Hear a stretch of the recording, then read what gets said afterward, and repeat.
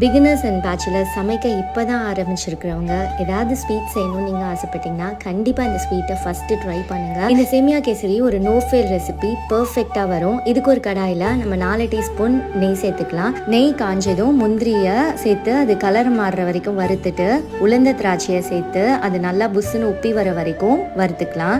இப்போ பாருங்கள், முந்திரியும் திராட்சையும் பர்ஃபெக்டாக நம்ம வறுத்துருக்கோம். இப்போ அதே நெய்யில் நம்ம சேமியாவை சேர்த்து நல்லா வறுத்துக்கலாம்.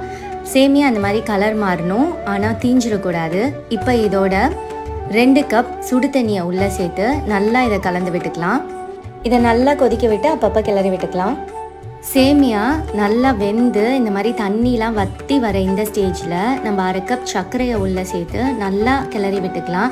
சர்க்கரை சேர்த்தோன்னே நல்லா சர்க்கரைலாம் இலகி இந்த மாதிரி தண்ணியாக ஆகும். இப்போ இதோட கேசரி கலர் சேர்த்து நல்லா கலந்து விட்டுக்கலாம். கிளற சர்க்கரையெல்லாம் நல்லா இறுகி வரும். இப்போ இதோட வறுத்து வச்சிருக்க முந்திரி திராட்சையை சேர்த்து நல்லா கலந்து விட்டுக்கலாம். இப்போ பாருங்கள், இதுதான் பர்ஃபெக்டான கன்சிஸ்டன்சி.